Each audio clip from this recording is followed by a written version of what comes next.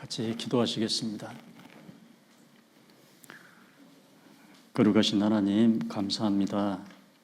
저희들 죄 가운데서 구원해 주시고 익정읍교회에서 함께 교제하고 복음을 위해 수고할 수 있도록 기회를 주셔서 감사합니다. 오늘 예수님 부활하신 또 주일날 또 말씀 앞에 함께 모였습니다. 또 필요한 말씀으로 가르쳐 주시고 더욱 이 마지막 때 굳건한 신앙으로 믿음을 지킬 수 있도록 도와주시옵소서. 이제 이 말씀에 우리 정읍교회를 통해서 많은 잃어진 영혼들을 주님 앞으로 인도하는 귀한 도구로 사용해 주시고 그 안에 속해 있는 우리 모든 귀한 형제 자매님들 항상 영육간에 강건케 하셔서 능히 우리에게 맡긴 일을 감당할 수 있도록 도와주시옵소서. 또 여러 가지 사정으로 또 괴롭고 힘든 또 형제 자매들이 있습니다. 하나님께서 어루만져 주시고 또 육신의 고통 치료해 주시고 마음의 아픈 상처를 위로해 주셔서 늘 영육간에 하나님을 섬기는 저희들이 될 수 있도록 도와주시옵소서. 또 주님의 뜻하신 모든 일들이 저희를 통해서 넉넉히 이루어질 수 있도록 도와주시옵소서. 오늘 모든 시종을 주 성령님께 의지합니다. 예수님의 이름으로 기도드립니다. 아멘.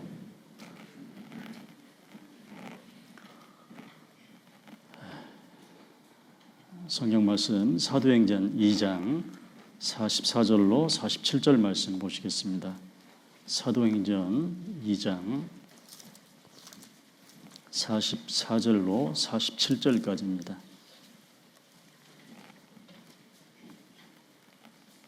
사도행전 2장 44절부터 47절까지 보시겠습니다.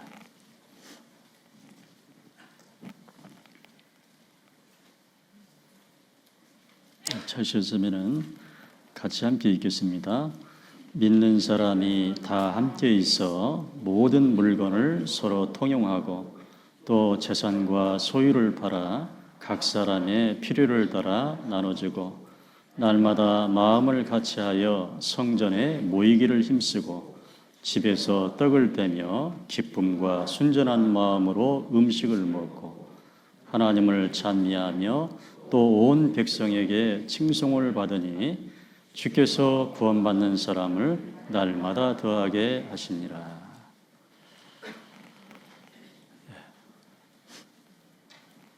평안하셨습니까? 예. 오늘 이 시간에는 초대교회의 모습을 한번 살펴보려고 합니다. 2000년 전에 예수님이 십자가에 죽으시고 부활하시고 시작된 이 초대교회, 그때 구원받은 그리스도인은 어떻게 생활을 했는가? 지금 내가 생활하는 모습과는 같은가? 또 어떤 차이점이 있는가? 한번 살펴보시고 우리의 어떤 관계와 거울로 한번 삼았으면 좋겠습니다. 우리 정읍교회 형제 자매들은 초대교회 그리스도인 못지않게 열심히 살고 계십니다. 오히려 2000년 전보다 지금이 더 많은 힘든 시기일 수도 있어요. 마귀가 발악하는 시대고 세상 것들이 많이 유혹하는 시대고 우리의 정신을 혼란에 빠뜨리게 하고 정말 눈뜨고 코백하는 세상이라고 생각을 합니다. 정말 정신을 차리지 않으면 신앙생활하기 정말 어려운 시대에 살고 있습니다. 그래서 2000년 전에 초대교회의 모습을 통해서 다시 한번 좀 우리가 위로를 받고 힘을 얻는 좀 그런 시간이 되기를 바라겠습니다. 사도행전 2장 44절 말씀 보시겠습니다. 여기를 본문으로 이렇게 딱 잡아놨으면 좋겠습니다. 사도행전 2장 44절에 보면 첫 번째가 구절이 믿는 사람이 다 함께 있어 이렇게 되어 있습니다. 믿는 사람이 다 함께 있어. 여기 믿는 사람은 어떤 사람일까요? 믿는 사람. 도대체 이게 뭘 믿는 사람일까? 아시는 것처럼 첫 번째는 이 성경의 많은 증거를 통해서 아하, 하나님이 정말로 살아계시는구나, 이것을 믿는 사람. 유일하신 참 하나님을 정말 믿는 사람. 영생의 조건이 그거죠. 영생은 유일하신 참 하나님과 그의 보내신 자 예수 그리스도를 아는 것이니다. 영생의 조건은 첫 번째 유일하신 참 하나님을 아는 것이고, 두 번째는 하나님께서 보내신 자 아들 예수 그리스도를 아는 것. 이것이 영생의 조건이죠. 다시 말해서 성경을 통해서 유일하신 참 하나님을 믿는 것. 자, 여러분들은 유일하신 참 하나님을 믿습니까? 누가 여러분들에게 도대체 보이지도 않는데 하나님을 무슨 근거로 믿습니까? 물어보면 뭐라고 대답하시겠어요? 저는 성경을 통해서 하나님을 믿습니다. 이게 정답입니다. 막연한 하나님이 아니라, 추상적인 하나님이 아니라 하나님 말씀 성경을 배워보니까 성경이 사실이더라고요. 하나님 말씀 성경이 참말이더라고요. 성경이 사실이면 하나님이 계시다는 증거가 아니겠습니까? 라고 성경을 통해 믿는 그 믿음, 이것은 변함이 없습니다.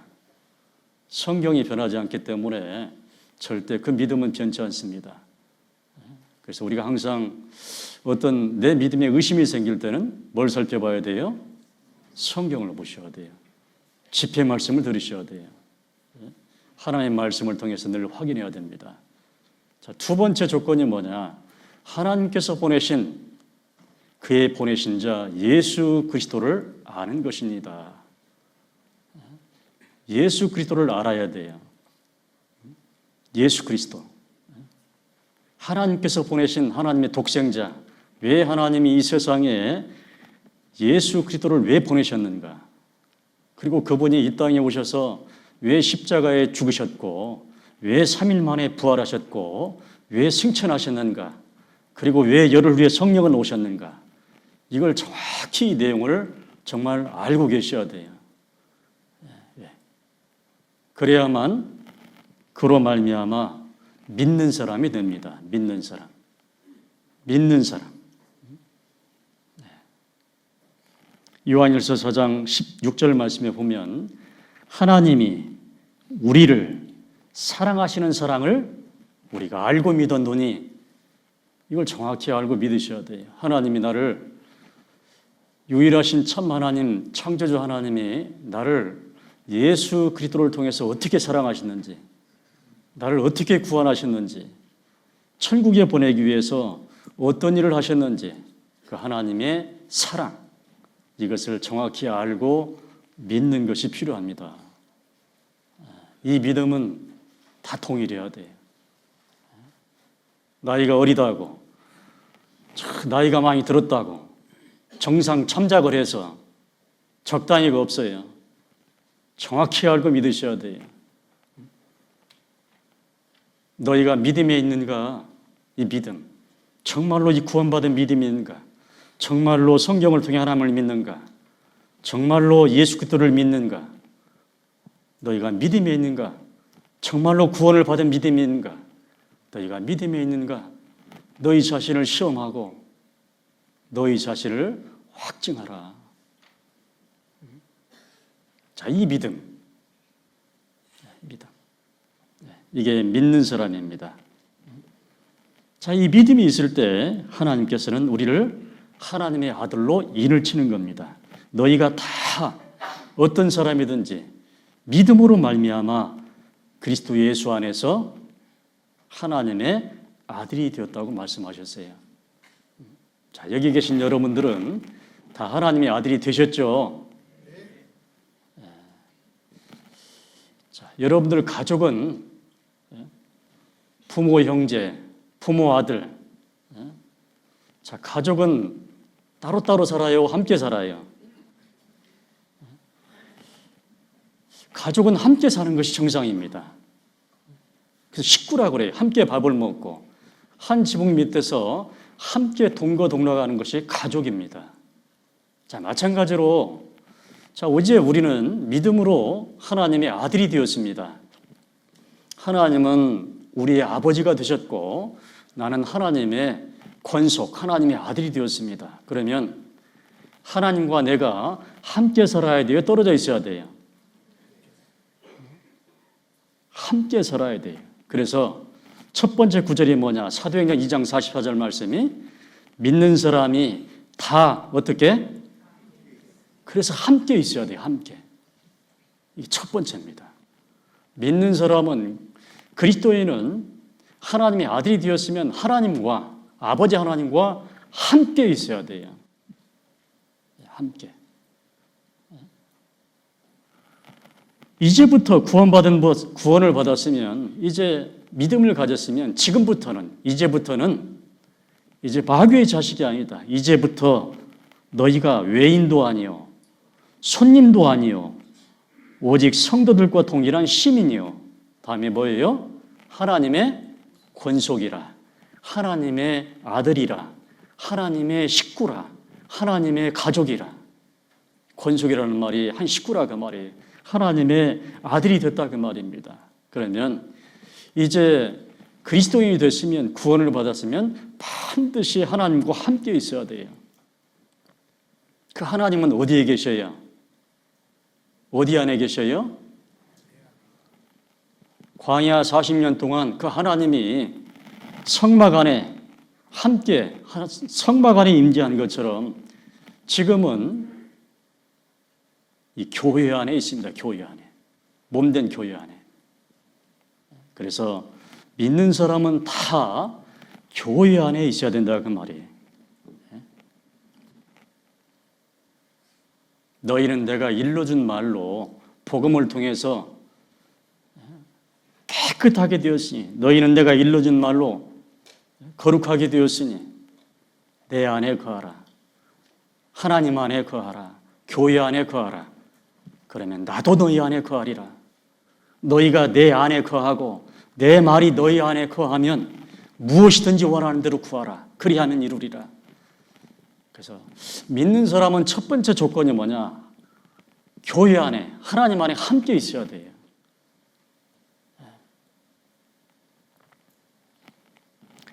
이스라엘 백성들이 애굽에서 종살이를 했습니다.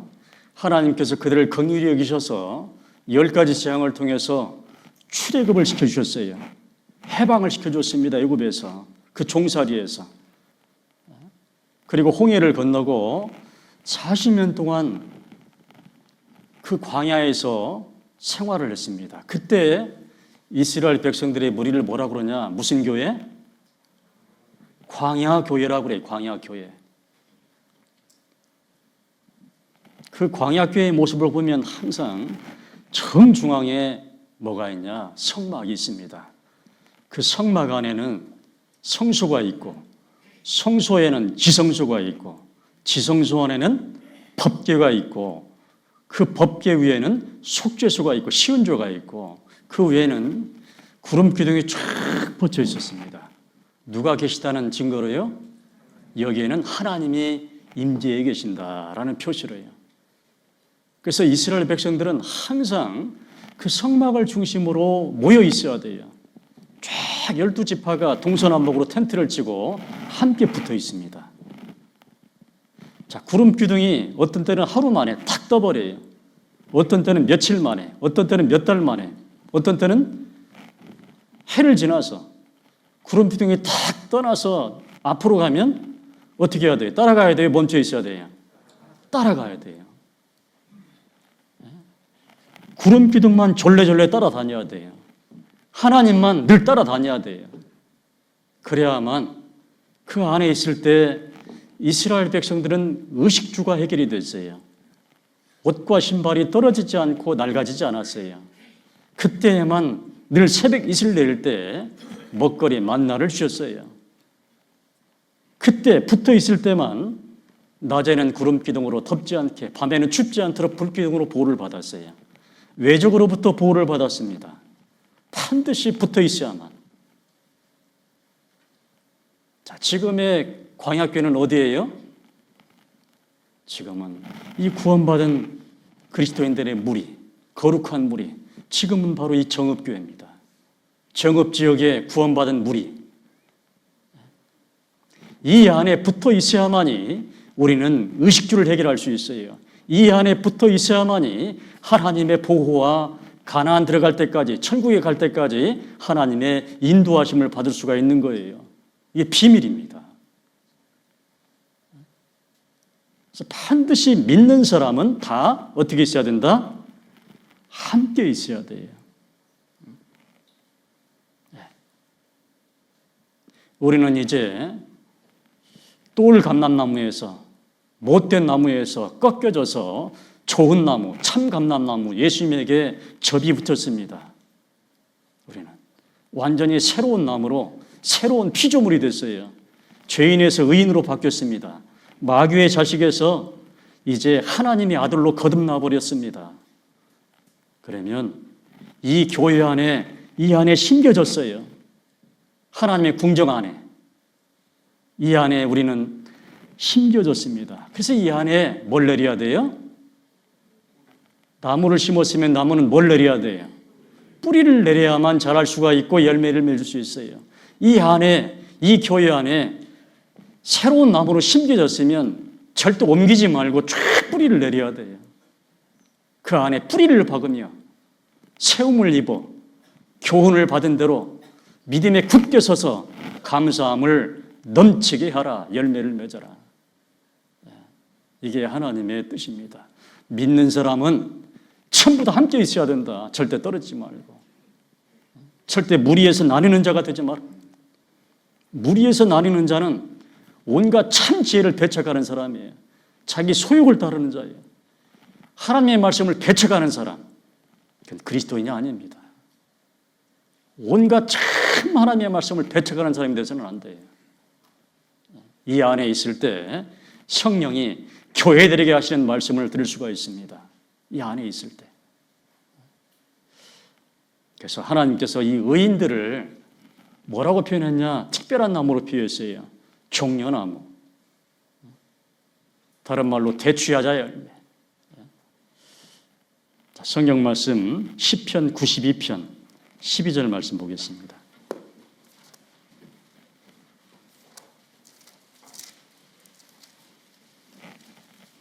시편 92편 12절 13절 말씀 보시겠습니다.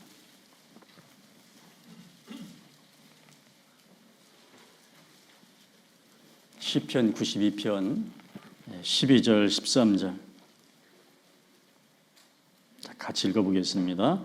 의인은 종려나무같이 번성하며 레바논의 백향목같이 발육하리로다. 여호와의 집에 심겼으며 우리 하나님의 궁정에서 흥왕하리로다. 늙어도 결실하며 진액이 풍족하고 빛이 청청하여 여호와의 정직하심을 나타내리로다. 여호와는 나의 바위시라 그에게는 불의가 없도다. 우리는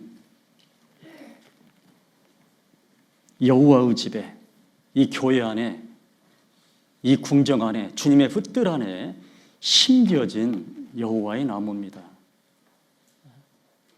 이때 바로 종려나무같이 번성할 수가 있어요. 종려나무. 저 중동집에 가면은 이 종려나무가 있어요. 대추야자 열매. 그 대추야자 열매가 얼마나 달고 맛있는지 몰라요. 정말 꿀처럼 답니다. 설탕은 저리 가라요. 얼마나 달고 맛있는지요. 자, 그 사막 같은데 진짜 물도 없고 그 사막 같은데 이 종려나무가 있어요. 이 종려나무는 한 번 이렇게 심잖아요. 그러면 뿌리를 100m 이상 박습니다. 그러니까 아무리 그 사막에서 폭풍이 일어나고 가물어도요, 끄떡없이 10m 이상을 쫙 차려요. 한 30m까지. 그리고 100년 이상, 약 120년까지 열매를 맺습니다. 막 80kg씩 열매를 따고요. 주렁주렁 달려 있습니다. 그래서 우리 의인을, 이 교회 안에 심겨진 구원받은 의인을 종려나무에 비유를 하는 거예요. 의인은 종려나무 같다. 이 안에 종려나무처럼 심겨져야만, 그리고 이 안에 뿌리를 깊게 내려야만 어떤 혼란과 핍박이 와도, 어떤 폭풍과 가뭄이 있어도 견딜 수가 있어요. 그리고 이 안에서 끄떡없이 열매를 맺으며 자랍니다. 뿌리 내릴만 하면 옮기고 내릴만 하면 안 나오고 그러면 안 된다 그 말이에요.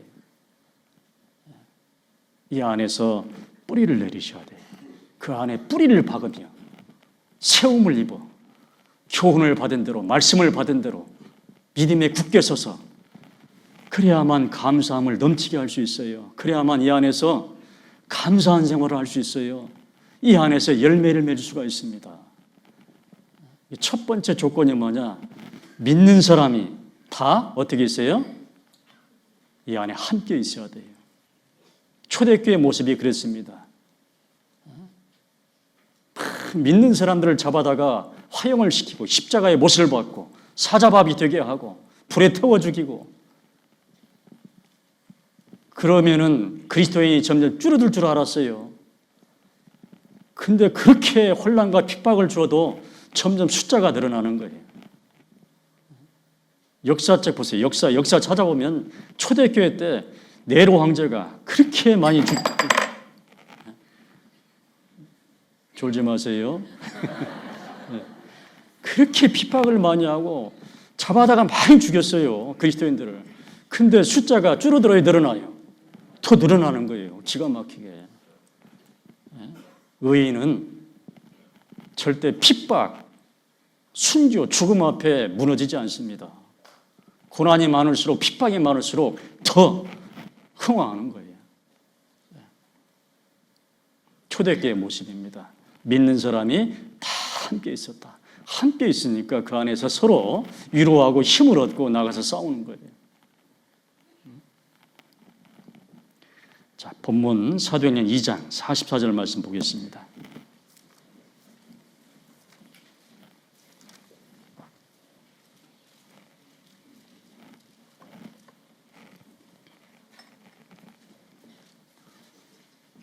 사도행전 2장 44절 45절 같이 읽겠습니다.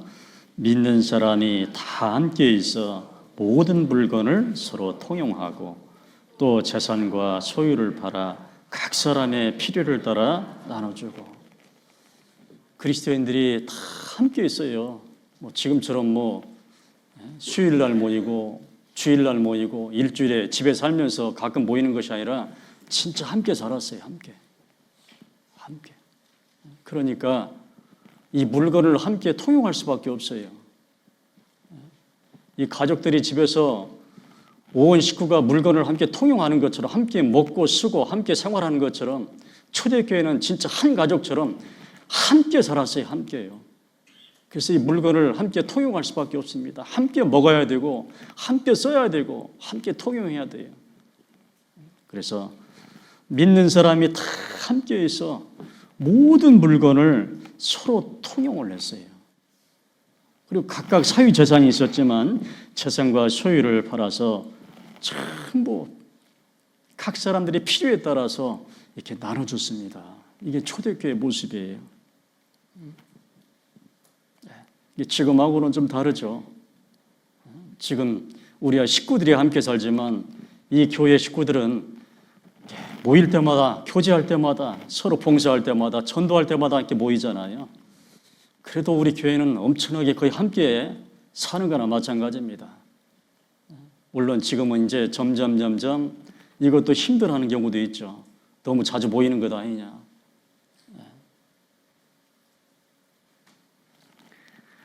사도행전 4장 32절 말씀 보겠습니다.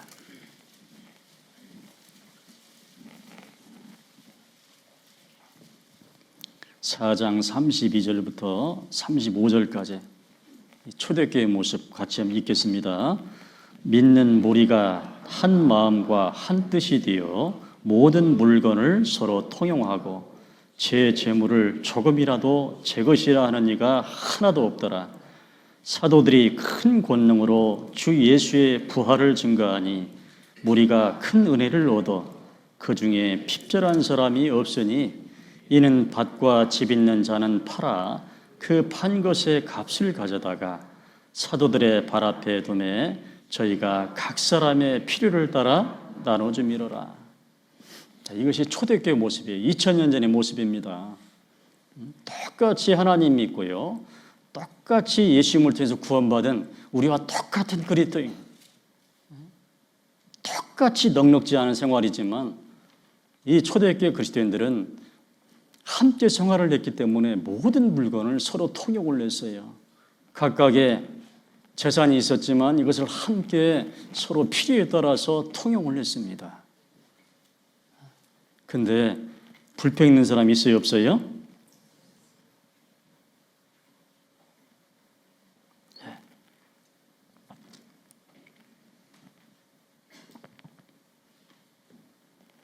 제 재물을 자기 재물을 조금이라도 제 것이라 하는 이가 하나도 없더라. 내 것이니까 당신 쓰지 마시오. 이런 사람이 한 명도 없다고 되어 있습니다. 저렇게 통용. 이게 2000년 전에 초대교회 그리스도인들의 마음과 생활하는 모습이었습니다. 자, 이 내용을 말씀하시면서 5장 1절부터 특별한 한 부부의 일을 드러났어요. 우리에게 교훈을 주기 위해서예요. 5장 1절 말씀부터 보겠습니다. 1절부터 3절까지 같이 읽어보겠습니다. 아나니아라 하는 사람이 그 아내 삽비라로 더불어 소유를 팔아 그 값에서 얼마를 감추매 그 아내도 알더라. 얼마를 가져다가 사도들의 발 앞에 두니 베드로가 가로되 아나니아야 어찌하여 사단이 네 마음에 가득하여 네가 성령을 속이고 땅값 얼마를 감추었느냐. 여기 아나니아 형제 그리고 삽비라 자매가 있어요. 구원받은 그리스도인입니다. 우리와 똑같이 구원을 받은 그리스도인 아나니아와 삽비라. 우리 안에도 그런 분이 있잖아요. 많이 부부간에 구원받고 나오시는 분들 똑같습니다. 아나니아 형제 삽비라 자매. 그래서 동일하게 초대교회 식구들처럼 소유를 팔았어요. 근데 다른 사람과 다르게 그 값에서 얼마를 감췄어요. 아나니아가. 삽비라 자매도 알아요. 부부니까요.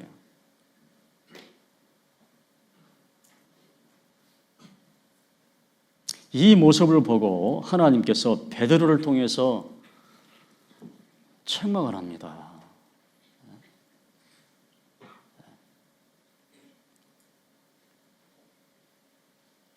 하나님께서 아시고 베드로는 그걸 보지 못했겠죠. 베드로를 통해서 책망합니다.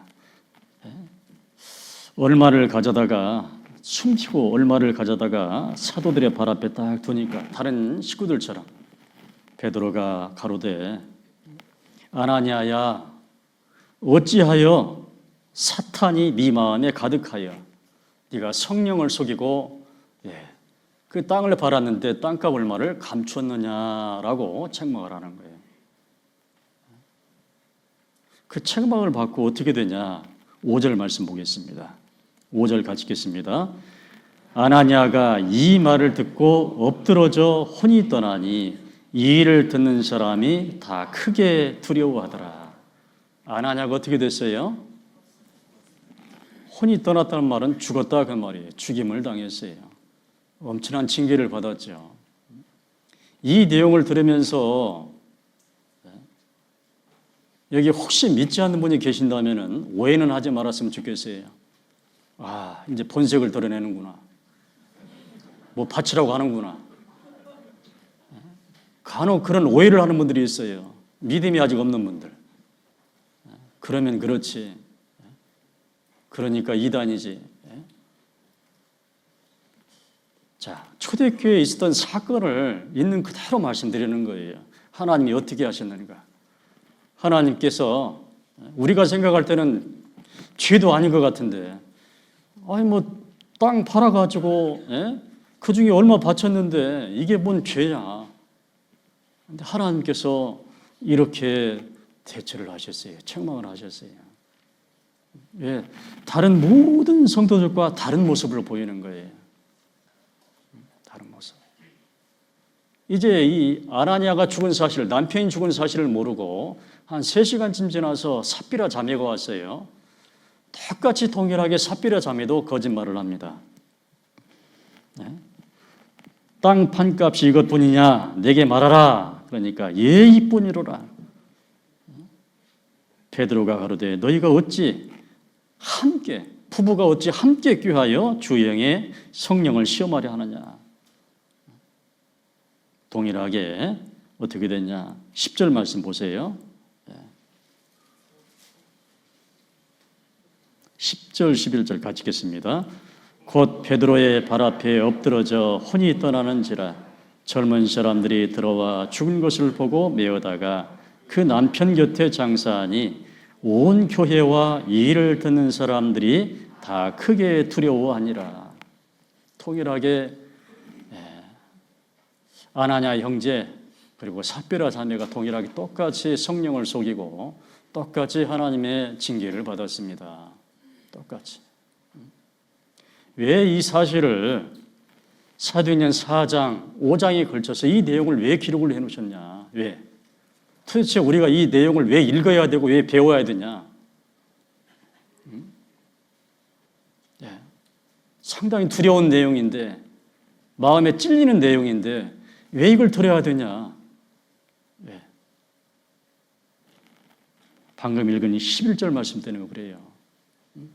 온 교회와 이 일을 듣는 사람들, 우리 정읍교회 식구들, 그리고 이 말씀을 알고 듣는 분들, 여러분들에게 혹시라도 이런 경우가 없도록, 이렇게 성령을 속이는 일이 없도록, 물질을 가지고 하나님을 배반하는 일이 없도록, 성령을 속이는 일이 없도록, 이런 경우가 있을 때 이렇게 된다는, 하나님이 정말 싫어하시고 저주한다는, 책망한다는 이 내용을 알으라고 이런 내용을 기록하신 거예요.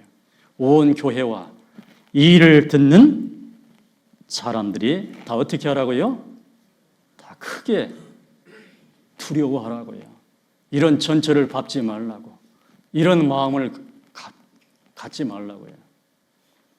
이들처럼, 이 부부처럼 성령을 속이지 말라고, 물질을 가지고. 자, 지금은 초대교회처럼 자기 소유를 다 팔아가지고 이걸 함께 통용하지는 않습니다. 지금은 우리 정읍교회가 뭘 가지고 함께 교제하고 뭘 가지고 지금 전도하고 있어요? 무슨 물질을 가지고 지금 함께 통용하고 있어요? 예?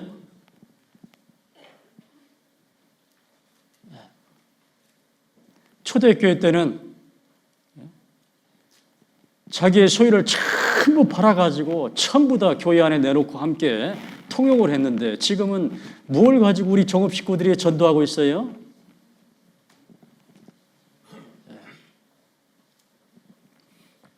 차 뒤에 뭐 있어요? 여러 가지 헌금을 통해서 이걸 가지고 서로 지금 통용을 합니다. 이걸 가지고.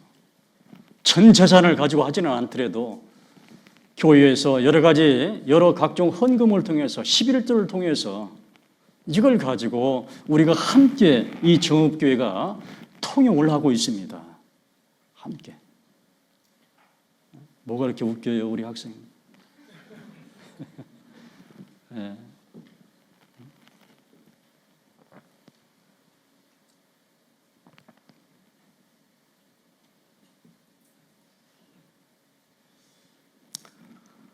우리가 이런 하나님께 어떤 물질을 드릴 때 이런 아나니아와 삽비라 같은 마음을 먹을 수가 있어요. 성령을 속일 수가 있어요. 왜? 아깝거든요. 생각해 보세요. 지금 이 부부가 땅을 팔았어요.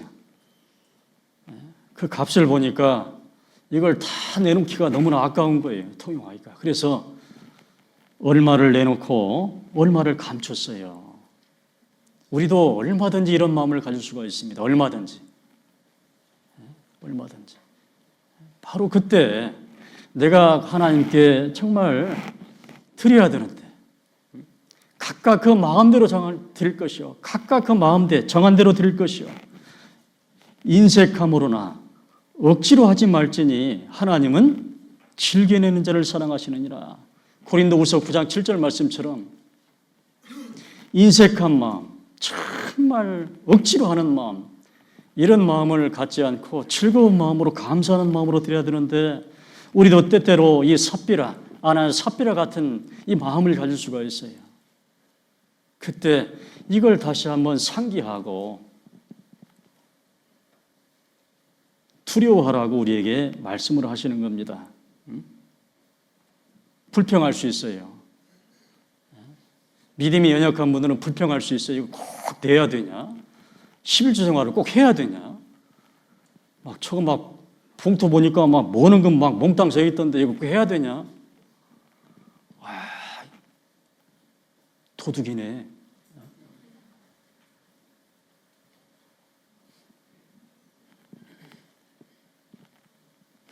자, 여러분들을 누가 지으셨다고요?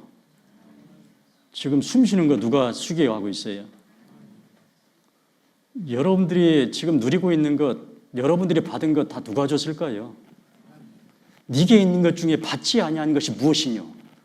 받았은즉 어찌하여 받지 아니한 것 같이 자랑하느냐? 그러세요. 네.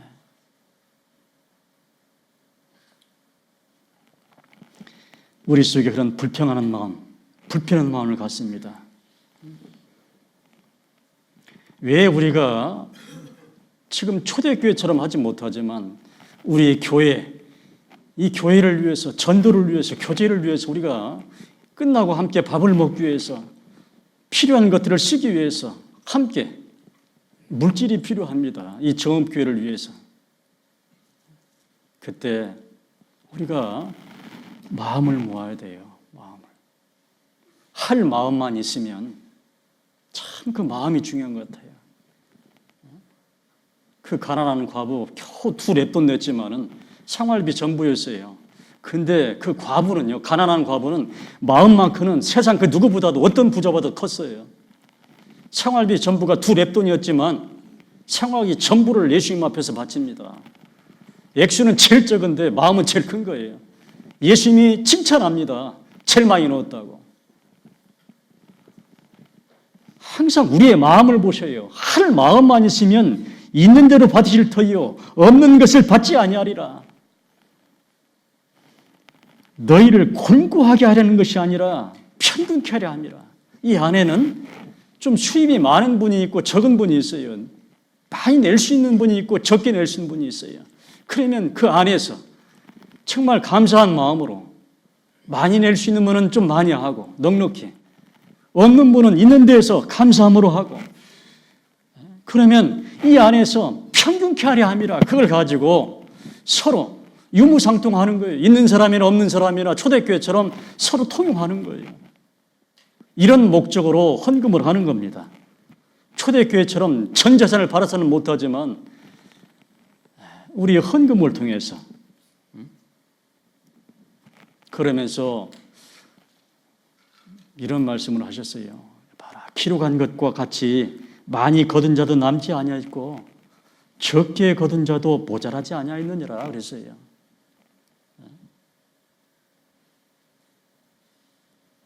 하나님께서는 우리에게 꼭 필요한 만큼만 주셔요. 그 필요 이상으로 많이 가지고 있어도 평생 죽을 때까지 쓰지도 못합니다. 그냥 없어지는 거예요. 모자란 분 또 하나님이 채워주셔요. 내가 감사함으로 할 때 하나님께서 함께 하셔요. 광야 때, 광야교회에서 매일 새벽 이슬 내릴 때 하나님이 뭘 내리셨어요? 진주 같은, 가시 같은 하얀, 여기 쌀 같은, 그 빻아가지고 음식에 먹었던 만나를 주실 때 꼭 얼만큼 줬어요? 꼭 각 사람에게 필요한 만큼 며칠 분? 딱 하루 분 줬어요. 어떤 사람이 그 못 믿고요. 내일 안 주면 어쩌지 하고 이틀 분을 거뒀어요. 다음날 가보니까 나머지 어떻게 됐어요? 벌레가 생기고 냄새가 난지라 모세가 노였다고 되어 있습니다. 다윗이 평생을 살아보고 얻은 교훈이 있어요. 내가 어려서부터 늙기까지 의인이 버림을 당하거나 그 자손이 걸식함을 보지 못했다고. 우리가 늘 정말 인생 말씀이 있죠. 너희는 먼저 그의 나라와 그의 의를 구하라. 그리하면 우리가 물질을 가지고 주님께 충성하면, 정말 감사한 마음으로 드리면 하나님께서 나머지는 책임지셔요. 그때 우리가 주님께 물질을 드릴 때 인색함으로나 억지로 하지 말지니, 참 중요합니다. 하나님은 어떤 사람을 사랑하셔요? 즐겨내는 사람, 감사하는 사람, 즐겨내는 자를 사랑하셔요. 이게 비밀입니다. 우리 형제 자매님들이 물질의 축복을 얻는 방법이에요. 즐겨내는 방법, 감사함으로 즐겨내는 사람, 이 사람들을 사랑하셔요. 하나님이 사랑하면 어떻게 할까요? 쫄쫄 굶기겠어요? 더 많이 주시겠어요? 나를 사랑하는 자들이 나의 사랑을 입으며, 나를 사랑하는 자들이 나의 사랑을 입으며, 나를 간절히 찾는 자가 나를 만날 것이니라. 어떻게? 부귀가 내게 있고 장구한 재물과 의덕으로 아니라, 이 부귀, 장구한 재물을 하나님을 사랑하는 사람에게 주겠다 그 말이에요. 하나님 인정하는 사람. 이것을 다윗은 알았어요. 나와 나의 백성이 무식한데 이처럼 즐거운 마음으로 드릴 힘이 있었나이까. 모든 것이 주께로 말미암아 싸우니 주께 받은 것으로 주께 드렸을 뿐입니다. 내가 드린 것, 사실은 주님 것 드린 것밖에 없어요. 내 것 아닙니다. 이런 마음, 이런 마음을 가질 때 감사한 마음이 생기는 거예요. 이런 마음이 들을 때 즐겨낼 수가 있어요. 이것을 원하신다. 이거 알려주기 위해서 아나냐와 사피라 예를 들은 거예요. 그 부부처럼 하지 말라고. 성령을 속이지 말라고. 우리 양심은 알고 있죠. 성령도 알고 계십니다. 우리 형제 자매들이 앞으로 물질의 축복을 받는 방법, 만군의 여호와가 이르노라. 온전한 11조를 창고에 들여 나의 집에 양식이 있게 하고 그것으로 나를 시험하여 내가 너에게 복을 쌓을 곳이 없도록 붙지 아니하나 보라. 이 복을 쌓을 곳이 없도록 주는가 안 주는가 한번 시험해 보라 그 말이에요. 그래서 우리에게 정해진 이런 11조, 이런 헌금을 할 때 감사함으로, 정말 억지로, 정말 인색한 마음으로 이런 마음을 이런 마음은 아나냐와 사피라의 마음입니다. 우리가 하나님이 어떤 사람을 사랑하고 어떤 사람을 싫어하는지는 분명히 오늘도 배웠죠. 알고 있습니다. 물질은 생명과 호흡과 이 물질 있잖아요. 만물. 이것은 친히 주시는 하나님 손에 달려 있어요. 하나님 손에 달려 있습니다. 그래서 여러분들의 그릇을 좀 넓힐 필요가 있습니다. 받을 만한 그릇. 좋은 마음.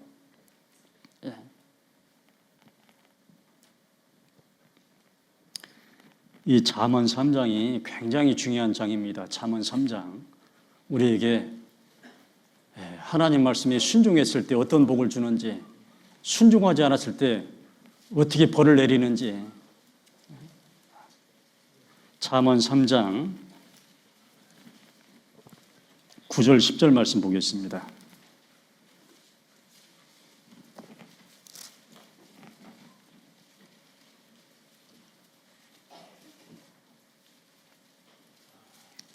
잠언 3장 9절 10절 같이 읽어보겠습니다. 네 재물과 네 소산물의 처음 익은 열매로 여호와를 공경하라. 그리하면 네 창고가 가득히 차고 네 집틀에 새 포도즙이 넘치리라. 이것은 우리가 물질의 축복을 받는 방법입니다.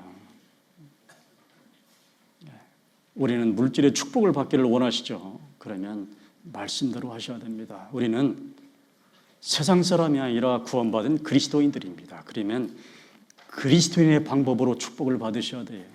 세상 방법이 아니라 하나님의 방법으로 축복을 받으셔야 돼요. 우리 자신이 이걸 하고 우리 자식들에게 가르쳐야 돼요. 그래야만 자식이 행복해집니다. 네 행복을 위하여 네게 명하는 여호와의 명령과 규례 항상 감사함으로 즐겁게 물질을 바칠 때 축복을 받는 네게 명하는 이 여호와의 명령과 규례를 지킬 것이 아니냐. 네 행복을 위하여, 자식의 행복을 위하여. 우리는 이 말씀을 이해할 수 있습니다. 믿음이 없는 사람들은 이 말씀을 이해할 수 없어요. 도무지 이해할 수 없습니다. 속으로 원망할 수도 있어요. 뺏어가는 줄 알고요. 그러나 그리스도인은 이 말씀을 정말 1000번 만번이고 이해할 수 있습니다. 이해할 수 있다면, 이해한다면 이 말씀을 지킬 수 있도록 정말 기도하고 노력할 필요가 있어요. 이건 하나님의 행복이 아니라 여러분의 행복을 위해서 그럽니다. 여러분의 축복을 위해서.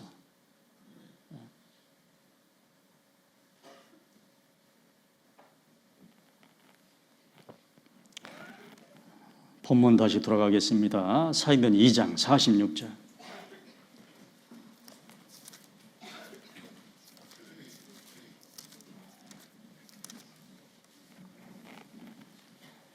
사도행전 2장 46절 말씀입니다. 초대교회 세 번째 모습입니다. 초대교회 특징. 46절 같이 읽겠습니다.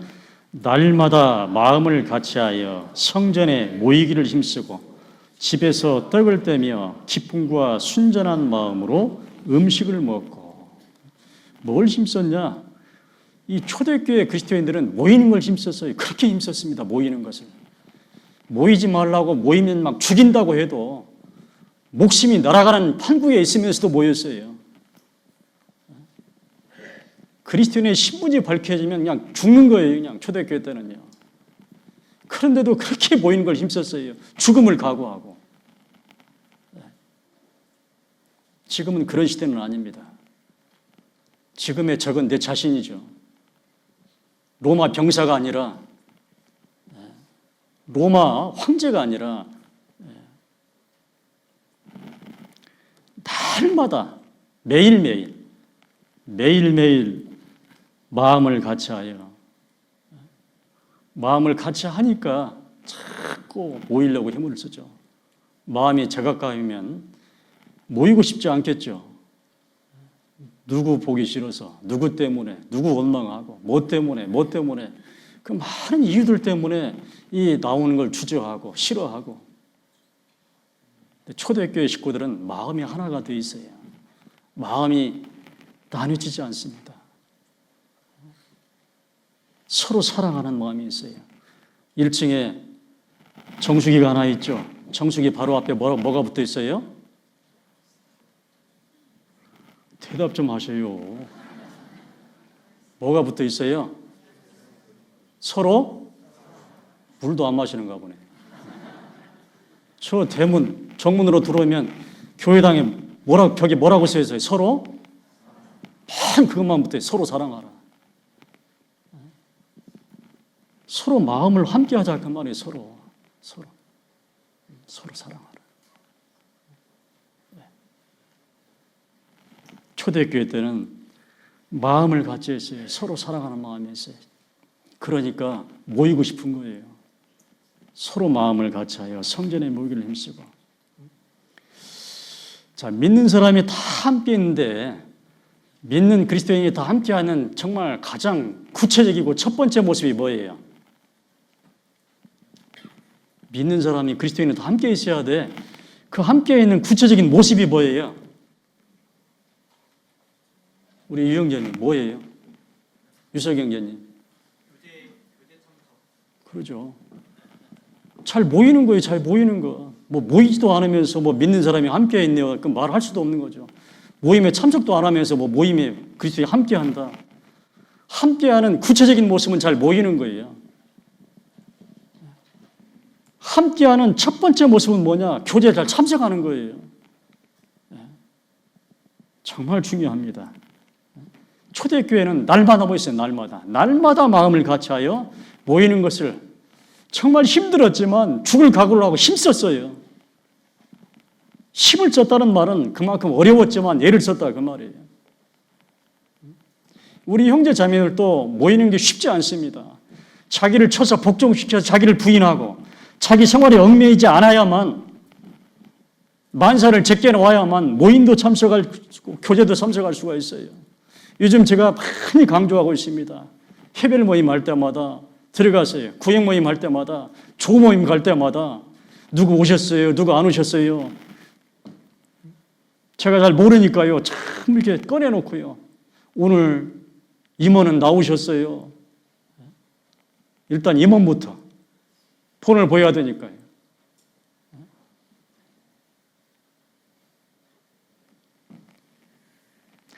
정말 모이는 거 힘써야 돼요. 이 성전에 모이는 거 힘써야 됩니다. 진짜로. 교제. 자, 히브리서 10장 24절 25절 말씀 다 암송하시잖아요. 너무나 유명한 말씀. 아마 1000번, 10,000번은 들었을 거예요. 같이 한번 해볼까요? 서로 돌아보아 사랑과 선행을 격려하며 모이기를 패하는 어떤 사람들의 습관과 같이 하지 말고 오직 권하여 그날이 가까움을 볼수록 어떻게 하자? 더욱더 잘 모이자, 그 말이에요. 모이기를 피하는 습관 들이지 말고 무슨 습관? 잘 모이는 습관을 들여야 돼요. 이 습관입니다. 습관. 잘 모이는 분은 계속 잘 모여요. 오늘이라 일컫는 동안에 피차 권하여 나도 참석하고 내 주위 분들, 형제자매를 참석할 수 있도록 계속 도와주셔야 돼요. 이제 주님 오실 때가 가깝다고 늘 얘기하면서 그날이 가까움을 볼수록 더욱 잘 모이자고 하면서 더 자꾸 안 모이려고 하면 안 되죠. 글쎄, 앞으로 어제 그런 얘기 했어요. 이번에 올림픽이 전라북도로 확정됐다며요? 몇 년도요? 2036년? 그날이 올라나. 그 얘기 했네, 어제도. 주님 오실 때가 가깝다, 그 말이에요. 그러면 더 잘 모이셔야 돼요, 마지막. 유종의 미를 거두셔야 돼요. 가면 갈수록 안 모이면 안 된다, 그 말이에요. 바쁘다고. 되게 잘하던 분들이요. 막 중요한 직책도 맡고 했던 분들이 다 나가 떨어져요. 겨우. 마지막 때가 가까우면 갈수록 우리는 더 유종의 미를 거둬야 돼요. 더 잘. 예전에는 좀 부족했지만 더 잘 모여야 돼요. 더 잘 모이고, 더 교제 많이 하고, 더 열심히 전도하고, 더 헌신하고. 네가 그리스도 예수의 좋은 군사로 너와 함께 고난을 받을지니 군사로 다니는 자는 자기 생활에 얽매이는 자가 어떻게 해요? 하나도 없어야 돼요. 하나도요. 예수님 제자들을 부를 때, 어부들을 부를 때요. 그 어부들은 고기 잡는 사람들이에요. 그물은 필수품이고 배도 필수품이에요. 그럼에도 불구하고 내 제자가 되라. 지금부터는 이제 고기 잡는 어부가 아니라 사람을 낚는 어부다. 나 따라오라 그러니까 그 얼마나 아까워요. 그물. 배가 얼마나 아까워요. 그물을 버려두고 배를 버려두고 심지어 부친을 버려두고 예수님 쫓아가잖아요. 그게 제자의 도예요. 자기를 부인하고 자기 십자가를 지고 나를 쫓아라. 우리를 얽매이는 많은 것들이 있어요. 그러나 우리가 모임을 위해서는 자기 생활에 얽매여서는 안 돼요. 자기를 부인하셔야 돼요. 모이려면. 그래야만 이 말씀을 지킬 수 있어요. 날마다 성전에 모이기를 힘쓰고 우리가 날마다는 못하지만 매월 계획된 모임 미리 3월 달이면 2월 달에 벌써 나갑니다. 그러면 그걸 보면서 모이기 위해서 힘쓰고 애써야 돼요. 기도하셔야 됩니다. 준비하셔야 돼요. 이게 초대교회 모습이에요. 저는 1987년 4월 22일 날 일반 기성 장로교회를 다니다가 바로 여동생의 전도를 받고 전라북도 익산교회에서 옛날 이립교회죠. 전도를 받았어요. 제가 장로교회 그 당시에 주일학교 교사였었고 찬양대 지휘도 하고 있었어요. 하루는 여동생이 오빠 나 다니는 교회 오늘 찬양대 연습 있는데 한번 안 가보려고. 갑자기 궁금하더라고요. 어떻게 하는 거야. 참 지혜롭게 했죠. 그 동생이. 막 말씀 듣자고 하려면 안 갔을 텐데 가가지고 가는 가자마자 뭐 했겠어요? 딱 상담 준비하고 있었더라고요. 상담하고 바로 이어서 또 이요한 목사님 말씀 듣고, 그래서 1987년 4월 22일 날 구원을 받았습니다. 뭐 이 목사님도 막 찬송했다고 그래서 저도 돌아오면서 찬송했어요. 막 꿈인지 생신지 집에 가는 길에. 어려서부터 다녔어요. 장로교회. 지금도 기억하네. 금암교회, 나사렛교회, 영광교회, 제가 다녔던 교회들. 근데 구원을 못 받았어요. 그냥 취미생활처럼 다녔어요. 맨날. 그때가 제가 군대 갔다 와서 제 나이 26살 때, 청년 때 구원 받았습니다.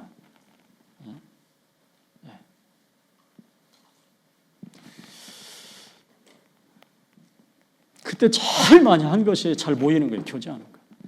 정말 한 2, 3년 동안 얼마나 매일매일 만나서 모였는지요. 맨날 모여서 어디 가고, 어디 교회 인근교회 가고, 어디 가고. 가자마자 차장대 하고.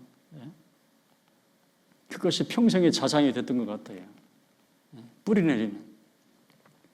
그때부터 시작해서 벌써 1987년이니까 벌써 꽤 오래됐죠. 벌써. 그동안 수많은 사람들과 만났죠. 구원을 받았다고 하고 잠깐 함께 교제도 하고. 근데 옛날 사진을 보면은 없는 사람이 훨씬 많아요. 그들은 다 어디로 스쳐갔는지. 많은 사람들이 말씀을 듣고 심지어는 구원을 받았다고 하고 심지어는 1, 2년 함께 생활도 해요. 심지어는 몇 년 있는 사람도 있고. 근데 어느 날 보면 다 떨어지고 없어요. 다 스쳐 지나가요. 정말 예수님 말씀처럼 환난과 핍박이 왔을 때는 곧 넘어지는 자예요. 세상의 염려, 재리의 유혹, 일락 이런 것 때문에 곧 이 가시들 때문에 결실치 못하는 자예요. 자라지 못하고. 이런 사람들이 얼마나 많은지 몰라요. 얼마나. 정말 좋은 땅에 떨어진 씨앗. 착하고 좋은 마음으로 말씀을 듣고 지키어 하나님의 말씀을 지키어 힘들지만 인내로 끝까지 결실하는 사람들. 이런 사람들은 정말 적습니다. 정말 모이기 힘들지만은, 교제에 참석하기 힘들지만, 봉사하기 어렵지만은 자기를 부인하고 자기 생활에 얽매지 않고 끝까지 말씀을 지키기 위해서 힘쓰는 사람, 초대교회처럼 모이기를 힘쓰는 사람, 이런 사람이 필요합니다. 이런 사람이 정말 그리스도인이에요. 인내를 결실하는 사람. 혹이 가로되, 옛날에 제가 익산교회 있을 때 어떤 자매님이 혹이가 누구냐고 저한테 물어보던데, 혹이 가로되 너는 믿음이 있고 나는 행함이 있으니 행함이 없는 네 믿음을 내게 보이라 그랬어요. 뭐 구원은 받았다고 그래요. 근데 행함이 없어요. 행함이. 가장 기본적인 모이는 것, 교제에 참석하는 것. 뭘 가지고 증명을 하냐고 말이에요. 뭘 가지고. 행함이 없는 네 믿음을 내게 보이라. 나는 행함으로 내 믿음을 네게 보이겠다. 야고보서 2장이 전체 그 내용이잖아요. 행함이 없는 믿음은 죽은 것이다. 아, 허탄한 사람아, 행함이 없는 믿음이 헛것인지를 네가 알고자 하느냐? 행함이 없는 믿음은 그 자체가 죽었다고 그랬어요. 이게 하나님 말씀입니다. 그의 열매로 그들을 알지니 가시나무에서 포도를 또는 엉겅퀴에서 무화과를 따겠느냐? 그렇죠. 좋은 나무라고 하는데 무화과, 포도 이걸 열려야 되는데 반 엉겅퀴만.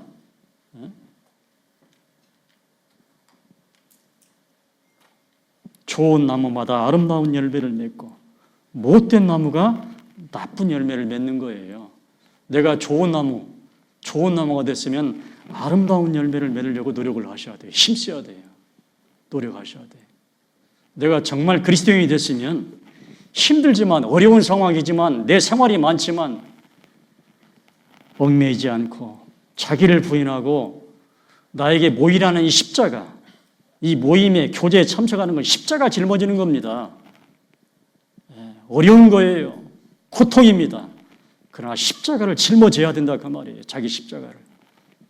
내가 모여야 될 때 모이고 교제해야 될 때 교제를 해야 되고 봉사를 해야 될 때 봉사를 하고 다음 주에 집회죠. 집회 있을 때 함께 마음을 모으고 이게 내가 짊어져야 할 십자가입니다. 그 십자가를 짊어지려면 자기를 부인할 필요가 있어요.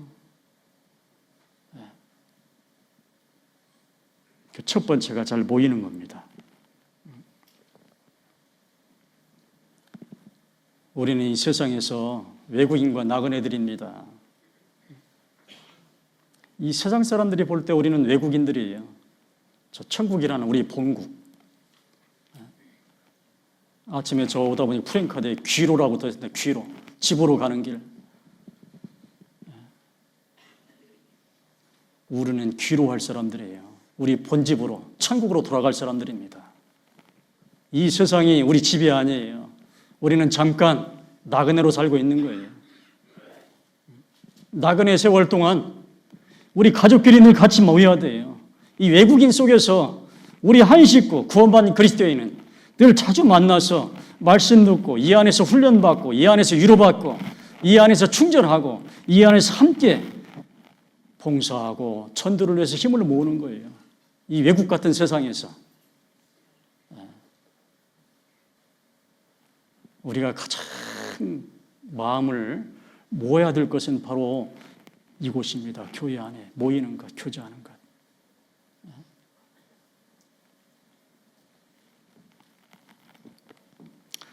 날마다 마음을 같이하여 성전에 모이기를 힘쓰고 이것을 우리가 정말 이 모이는 거 힘써야 됩니다. 잘 안 되면 이거 연습하셔야 돼요. 이제 한 번, 두 번, 여러 번 하다 보면 습관이 들어요. 이런 모이는 경건에 이르기를 연습하라. 연습해야 돼요. 연습. 그래서 올 한 해 우리가 좀 잘 모이는 참 이 주일날 보면은 주일날에는 정말 잘 모이셨어요. 박수. 우리 여기 식구들 이번에 저기 쌍치 가가지고 박수 많이 쳤네요. 3시 하면 박수 치고 4시 하면 박수 치고 정말 많이 모이니까 이 앞에서 보면 정말 보기 좋아요. 진짜로요. 막 다 이렇게 진짜 어디 막 적당히 다 이렇게 다 차가지고요. 정말 보기 좋아요. 예. 여기 앞에서 설교하는 분들 보면 다 좋아하시더라고요. 정말 좋아요. 주일날 뿐만 아니라 나머지 모임도 좀 함께 모일 수 있도록 노력해 주시기 바랍니다. 아셨죠? 사도행전 2장 46절 말씀. 날마다 마음을 같이하여 성전에 모이기를 힘쓰고 집에서 떡을 떼며 기쁨과 순전한 마음으로 음식을 먹고. 자, 초대교회 모습 음식을 먹었답니다. 음식을. 집에서 떡을 떼며 기쁨과 순전한 마음으로 음식을 먹었다. 근데 어디서요? 어디서 떡을 뗐어요? 어디서 음식을 먹었다고 돼 있어요? 집에서.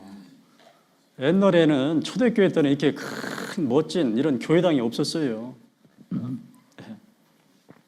그래서 집에서 눈바와 그 집에 있는 교회, 아키뽀와 네 집에 있는 교회, 아골라와 브리스가의 집에 있는 교회, 이런 이제 부부간이 이제 구원을 받고 이제 그 집을 개방하고 거기서 이제 모이는 거예요.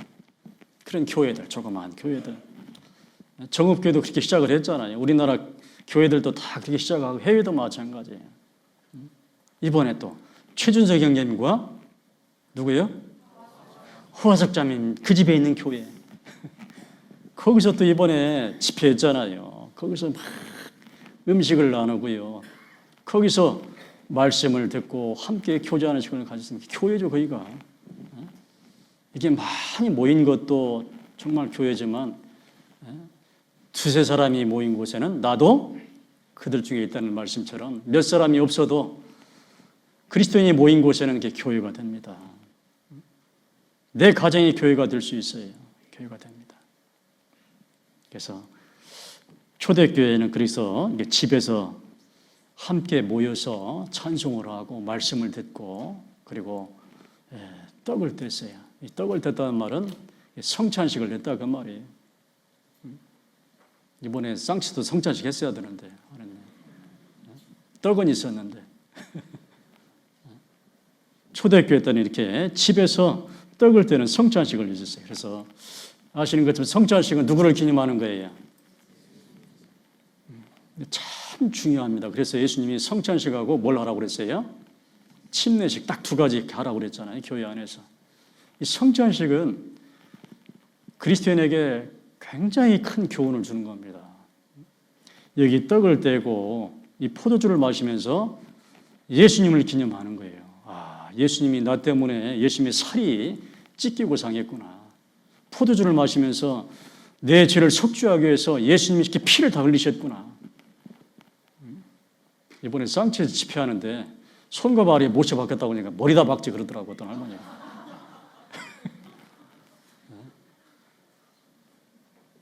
아, 예수님이 나 때문에 살이 찢기고 피를 흘리셨구나. 이것을 이 성찬식을 하면서 늘 기념하는 거예요. 그렇게 기념을 해야만 늘 잊지 않는 거예요. 그 은혜를. 아, 저분이 예수님이 나 때문에 나를 대신해서 저렇게 고통을 받으셨구나. 늘 성찬식을 통해서 다시 한번 기념하고 다시 한번 감사하고 다시 한번 주님 앞에 겸손해지고 내 본분이 무엇인가 다시 한번 생각을 하게 되고요. 그래서 성찬식을 하는 겁니다.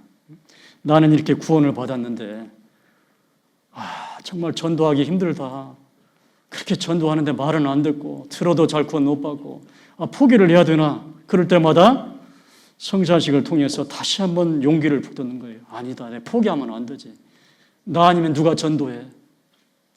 우리 집에서 내가 입 닫으면 큰일 나지.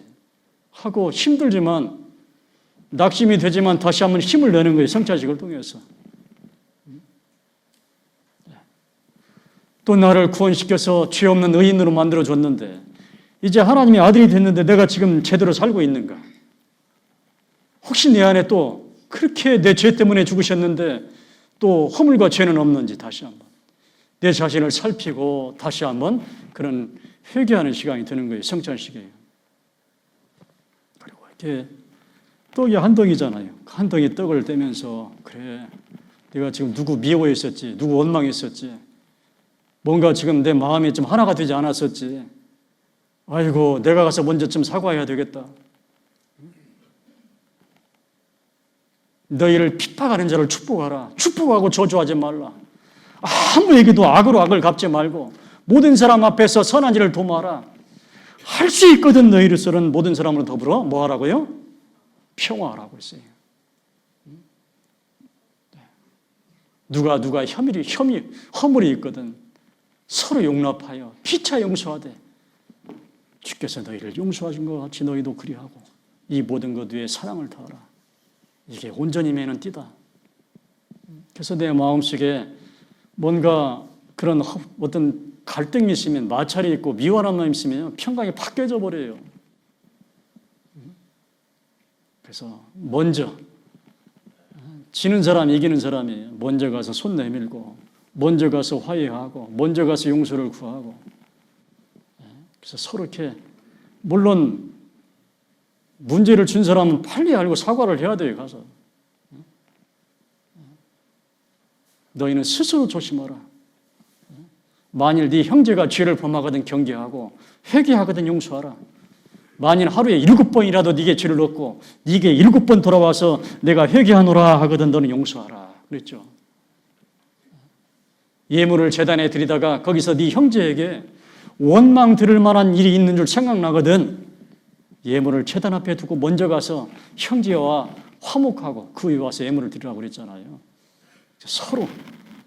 서로 이렇게 하나가 될 수 있도록 노력하셔야 돼요. 서로 한 덩이 떡을 보면서 하나가 돼야만 교회는 역사가 일어납니다. 하나가 되지 않으면 하나님이 함께 할 수 없어요. 그래서 항상 우리 정읍교회는 서로 사랑하는, 서로 하나가 되는, 그래서 이 성찬식에 그런 의미가 있어요. 할 때마다. 그래서 혹시 지금 어떤 갈등이 있으면요, 그 상태로 그리스도인들은 마음 편하게 못 살아요. 항상 먼저 손을 내밀고 서로 이렇게 해가 지기 전에 빨리빨리 하는 게 좋습니다. 그래서 하나가 될 수 있도록 노력하셔야 돼요. 서로 문제를 주지 말고, 문제를 줬어도 서로 하나가 되셔야 돼요. 용납하고 용서하고.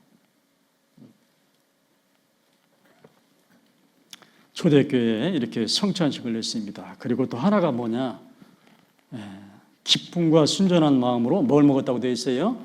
음식을 먹었어요. 이 사랑의 애찬. 오늘 아침에도 뭐 드셨어요? 저는 찐빵을 먹었어요. 찐빵을 3개나 먹었네요, 오늘 아침에. 찐빵 먹으려고 아침에 집에서 밥 안 먹었어요. 자매가 차려준다고 해도 나 찐빵 먹을래 하고 왔어요. 커피 한 잔에 찐빵을 먹었습니다.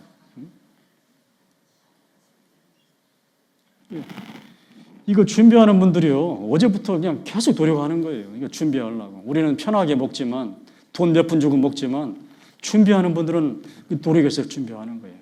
정말 우리 성도들 먹으라. 그것은 또 해외에 있는 성도들을 대접하는 거예요. 그 물질을 가지고 해외에 선교하는 데 쓰는 거예요. 성도들을 대접하는 거예요. 그래서 이런 애찬 사랑의 음식, 기쁨과 순전한 마음으로 음식을 먹고 성도들의 쓸 것을 공급하며 손 대접하기를 힘쓰라. 지금 우리 정읍교회 이렇게 하고 있잖아요. 성도들의 쓸 것을 공급하며 먹을 것을 공급하며 손 대접하기를 힘쓰라. 네. 우리가 잘 아는 아브라함 아시잖아요. 아브라함. 이제 하나님과 천사가 자 이제 소돔과 고모라 그 타락한 소돔과 고모라를 멸하기 위해서 가는 도중에 아브라함 집 앞을 지나가게 됐죠. 자, 서 있으니까 아브라함이 평소에 하던 대로 막 뛰어가서 막 집으로 막 부르는 거예요. 저희 집에 들렀다가 음식을 먹고 쉬었다 가라고. 자기 부인 그 사라에게 막 고운 가루로 떡을 만들게 해요. 떡집이 있죠? 떡집 앞으로 기어가면 사라떡이라고 하셔요. 사라떡. 고운 가루를 가지고요, 사라에게 부인에게 떡을 만들게 합니다. 떡. 그리고 버터를 준비하고 우유를 준비하고 아브라함이 하인에게 송아지 한 마리를 잡기 위해서 송아지 요리를 시켜요. 그래서 딱 상에다 차리고 나무 아래서 딱 대접을 합니다. 그걸 대접받고 사라에게 아들을 주잖아요. 아브라함에게.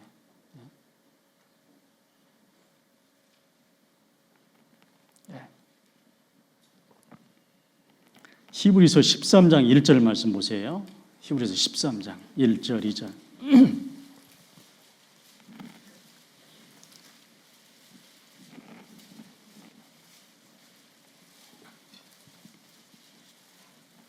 히브리서 13장 1절 2절 말씀입니다. 그 아브라함과 사라가 대접한 내용을 인용을 하는 겁니다. 1절 2절 같이 읽겠습니다. 형제 사랑하기를 계속하고 손님 대접하기를 잊지 말라. 이로써 부지 중에 천사들을 대접한 이들이 있었느니라. 이 아브라함과 사라는 천사들을 대접했어요. 주님 하나님을 대접했습니다. 부지 중에. 그들은 그게 천사들인지 모르고 대접했어요. 그냥 평소에 하던 대로 대접하는 그 습관대로. 나중에 그들은 천사들을 대접했습니다. 네. 자, 마찬가지 초대교회 때도 이렇게 성도들의 쓸 것을 다 공급하고 이 손님 대접하기를 늘 힘썼습니다. 어려웠죠. 우리 형제자매들도 집에서 뭔가 이제 구역 모임을 하거나 조 모임을 하거나 그러면 사실은 자매님들은 엄청 힘들거든요. 며칠 전부터 고민을 합니다. 무엇을 대접할고, 그러면 또 일단 집부터 청소도 다 해야 되고, 보통 일이 아니죠. 그럼에도 불구하고 이렇게 하는 겁니다. 힘들지만. 그래서 성도들의 쓸 것을 공급하며 손 대접하기를 힘들지만 힘써라. 모이는 것도 힘써야 되겠지만 힘써라 그랬죠. 냉수 한 그릇 대접하는 것도 결단코 상을 잊지 않는다. 예수님 말씀에 주는 것이 받는 것보다 복이 있다고 말씀을 하시는 겁니다.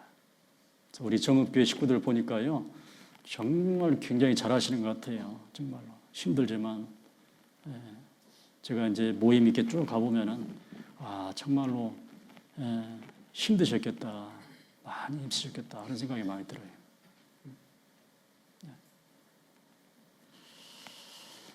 자, 지금은 마지막 때는 정이 없는 시대입니다. 무정한 시대. 지금은요. 가면 갈수록 삭막한 시대예요. 가면 갈수록. 그러나 힘들지만은 우리 교회 안에서 초대교회처럼 성도들의 쓸 것을 공급하고 손 대접하기를 힘쓰는 그런 초대교회의 모습을 계속 이어갔으면 좋겠습니다. 자, 사도행전 2장 47절 말씀 보겠습니다.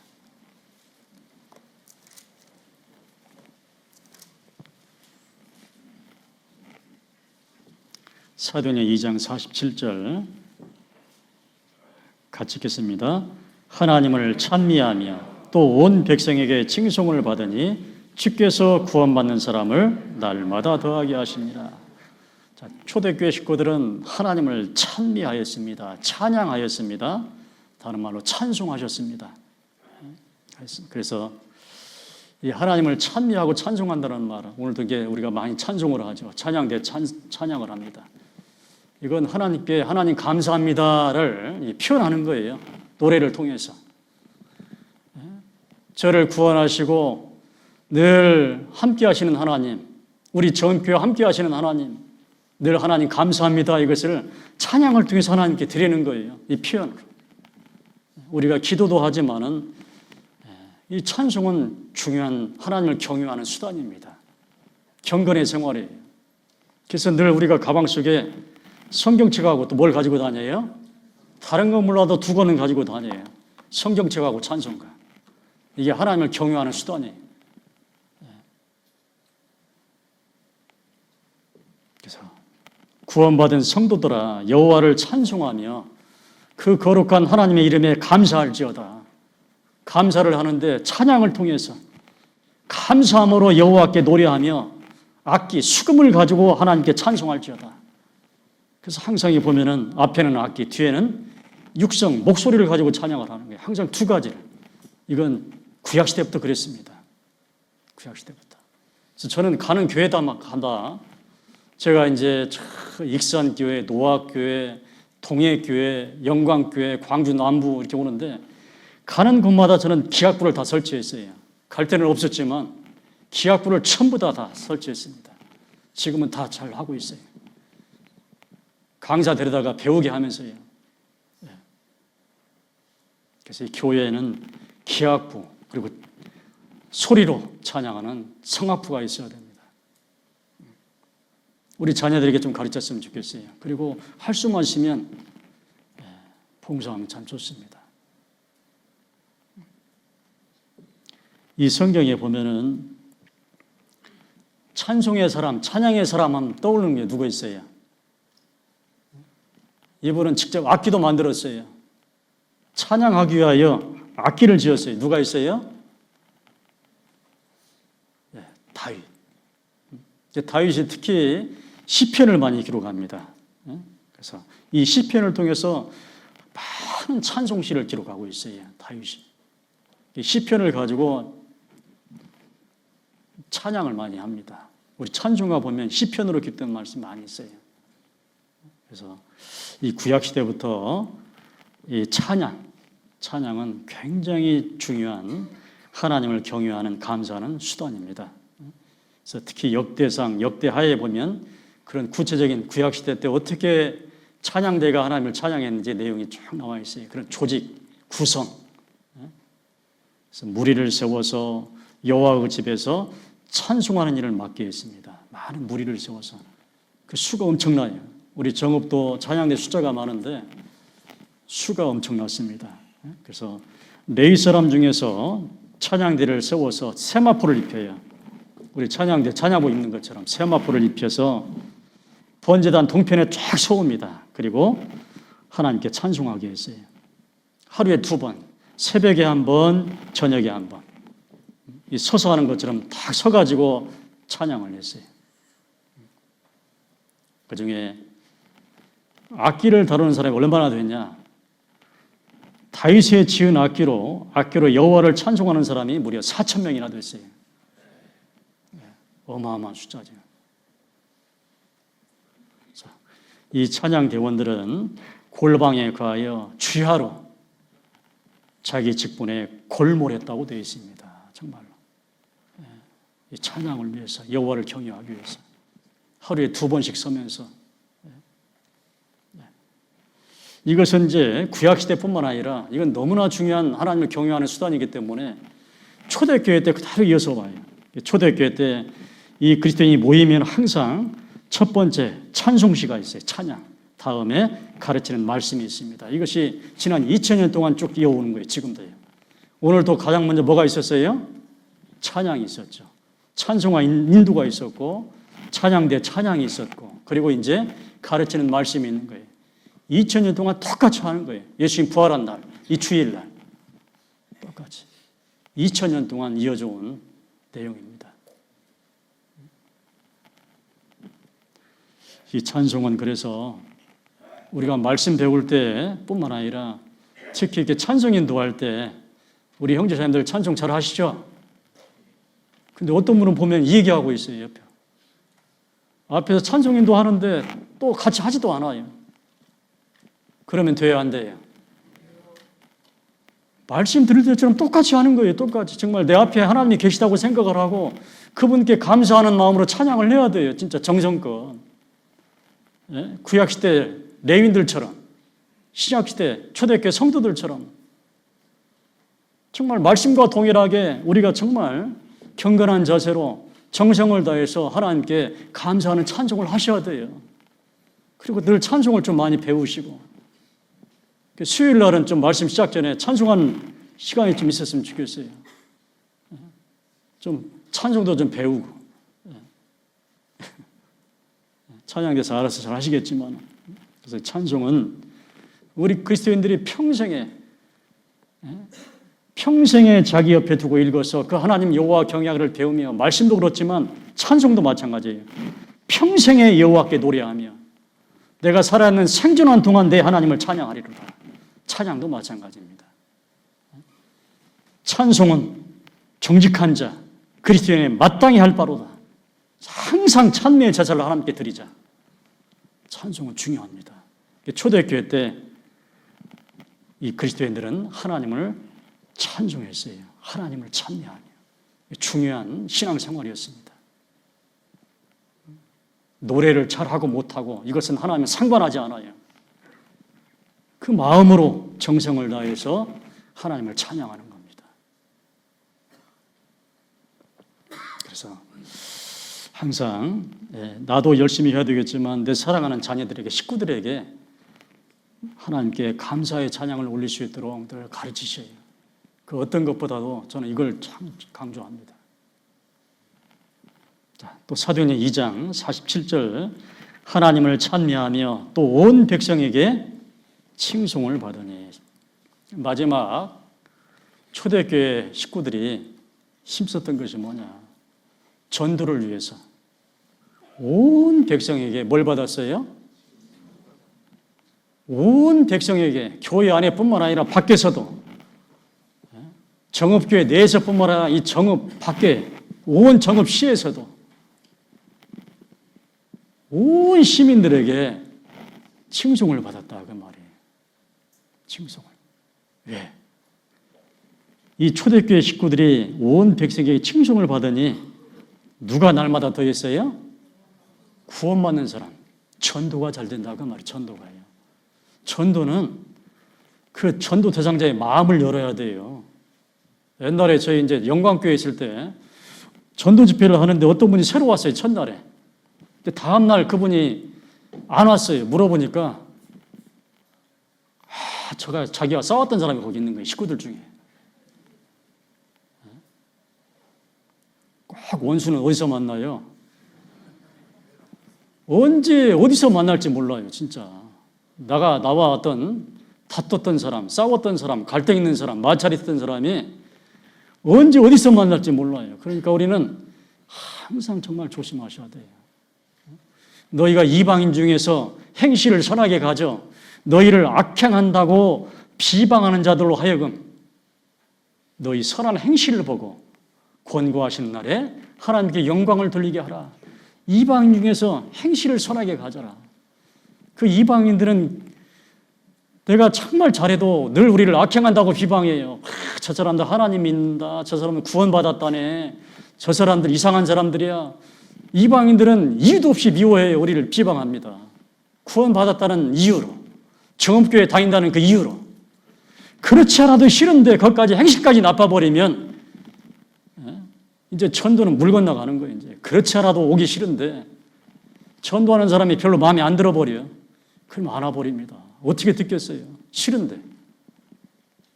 항상 이방인 중에서 행실을 선하게 가져야 해요. 그래서 권고하는 날에, 하나님을 권하는 날에, 복음을 전할 때 너희 선한 행실을 보고 그들을 전도해서 하나님께 영광을 돌리셔야 돼요. 초대교회는 온 백성에게 칭송을 받았어요. 이 당시 로마 총독이 누구였냐? 이 당시 이제 문헌을 한번 보니까요. 말씀 준비하면서 이 당시 플리니우스라는 총독의 이름이 플리니우스 총독. 이 사람이 이제 로마 황제한테 이제 정기적으로 서신을 보내는데 자기가 다스리는 유대인들. 이 유대인들은 그리스도인들은 법 이상 실천하는 사람들이다. 법 없이도 살 사람들이다 그 말이에요. 얼마나 행실이 바른지, 얼마나 행동 거지가 바른지. 실제 자료에 이렇게 나와 있다 그 말이에요. 온 백성에게 칭송을 받으니. 그래서 우리 그리스도인들은 정말 복음을 위해서 우리가 정말 노력하셔야 돼요. 모든 사람에게 자유하였으나 그렇죠. 우리는 아쉬울 것이 없죠. 모든 사람에게 다 자유예요. 복음을 전해도 그만 안 전해도 그만 그들에게 빚진 것이 없어요. 그러나 자유했지만 우리 스스로 종이 되는 거예요. 복음을 위해서. 우리 스스로 잘하는 거예요. 아쉬운 것이 없지만 좋은 모습을 보이는 거예요. 정말 그들에게 바른 행동을 보이는 거예요. 선한 모습을 보이는 거예요. 모든 사람에게 종이 된 것은 왜? 이유는 또 한 가지예요. 더 많은 사람을 얻고자. 내가 여러 모양이 된 것은 아무쪼록 몇몇 사람을 구원코자 아니라. 그래서 우리가 이방인 중에서 좀 행실을 잘 가지셔야 돼요. 예를 들어서 우리가 나라에 인간에 세운 모든 제도를 잘 주를 위해서 순복하라고 되어 있죠. 직장에서도요. 마찬가지. 우리 직장에 많은 동료들이 있습니다. 그들은 우리 대상자들이죠. 사원들아, 직장인들아, 범사의 두려움으로 주인들에게 순복하되 선하고 관용한 자들에게만 아니라 물론 그들은 뭐 잘할 수 나한테 잘하니까 나도 잘하죠. 그러나 전도를 위해서 까다로운 자들에게도 그리 하라고 그랬어요. 까다로운 사람한테도. 전도를 위해서. 예를 들어서 여기 외짝 신앙들이 있어요. 아내는 나오는데 남편이 말을 안 들어요. 복음을 듣지 않습니다. 가정에서도 마찬가지. 이 복음을 하나님의 말씀을 순종치 않는 자라도 말로 말미암지 않고 그 구원받은 그리스도인 안에 그 아내의 행위로 말미암아 구원을 얻게 함이니 그 아내가 그 남편 앞에서 정말 하나님을 두려워하는 모습 그리고 정말 착하고 좋은 모습 정결한 행위를 볼 때 그 남편은 마음의 문을 열 수가 있어요. 그 아내의 행위로 말미암아 남편이 전도될 수 있습니다.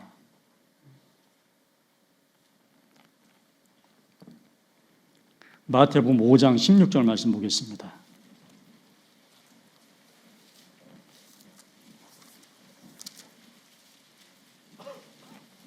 마태복음 5장 16절 말씀.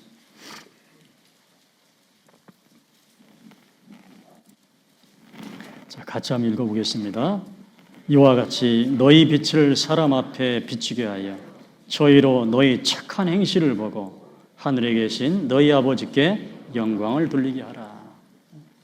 지금도 이렇게 잘 살고 계시겠지만 초대교회 온 백성에게 칭송을 받으니 주께서 구원받는 사람을 날마다 더하게 하셨다는 그 말씀이 우리 정읍교회도 그대로 이루어졌으면 좋겠습니다.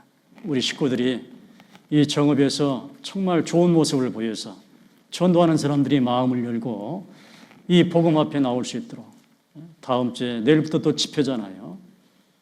평소에 그 쌓은 덕으로 전도할 수 있는 우리 식구들이 되기를 간절히 바라겠습니다. 그래서 오늘 이 초대교회의 모습, 2000년 전의 주님이나 지금의 주님이나 똑같습니다. 2000년 전의 그리스도인이나 지금의 그리스도인이나 똑같습니다. 2000년 전의 신앙생활이나 지금의 신앙생활 똑같습니다.